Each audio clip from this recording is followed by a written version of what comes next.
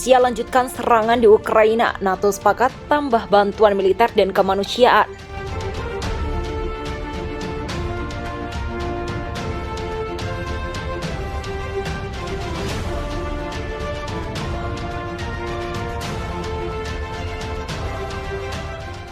Para pemimpin Barat sepakat untuk meningkatkan bantuan militer dari kemanusiaan untuk Ukraina, mengancam invasi Moskow sebagai barbarisme yang menyebabkan ribuan orang di kota-kota yang terkepung berlindung di pemboman. Pada pertemuan puncak 3 putaran yang belum pernah terjadi sebelumnya di Brussels, Aliansi Transatlantik NATO, negara-negara kayak G7 dan para pemimpin Eropa membahas konflik terburuk di benua itu sejak Perang Balkan tahun 1990-an. NATO mengumumkan rencana untuk unit tempur baru di 4 negara Eropa Timur di dekat Ukraina, sementara Washington dan London meningkatkan bantuan dan memperluas sanksi ke target baru, termasuk seorang wanita yang menurut London adalah putri tiri Menteri Luar Negeri Rusia. Satu-satunya hal yang paling penting adalah bagi kita untuk tetap bersatu dan dunia terus fokus pada betapa kejamnya orang ini dan semua nyawa orang tak bersalah yang hilang dan hancur. Begitulah kata Biden kepada wartawan di Brussels, merujuk pada Presiden Rusia Vladimir Putin melansir Reuters pada 25 Maret. Putin telah melewati garis merah menuju barbarisme, tambah Perdana Menteri Inggris Boris Johnson menanggapi sikap koalisi sekutu hari Kamis di Brussels.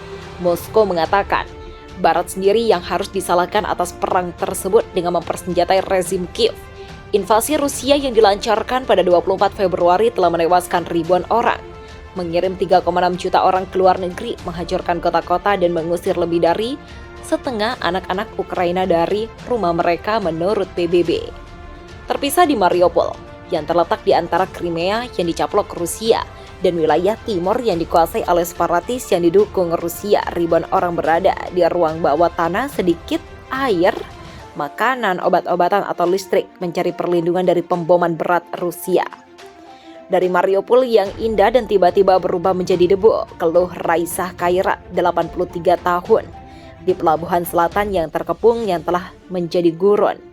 Di satu bagian yang dikuasai oleh pasukan Rusia, sepetak rumput di antara bangunan yang diledakkan telah menjadi kuburan darurat. Gundukan yang baru digali ditandai dengan bunga plastik dan salib yang terbuat dari bingkai jendela yang pecah.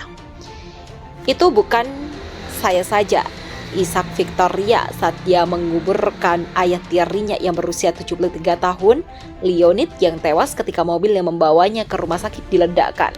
Dalam sebuah pertempuran, Ukraina telah menangkis apa yang telah diantisipasi banyak analis sebagai kemenangan cepat Rusia. Sejauh ini Moskow gagal merebut kota besar manapun meskipun penembakan tanpa henti oleh Rusia. Kolom lapis bajanya hampir tidak bergerak dalam beberapa minggu terhenti di kota Kiev dan mengepung kota-kota di timur. Mereka telah mengalami banyak korban dan kekurangan persediaan. Ukraina mengatakan sekarang beralih ke ofensif dan telah mendorong masuknya pasukan Rusia, termasuk utara Kiev.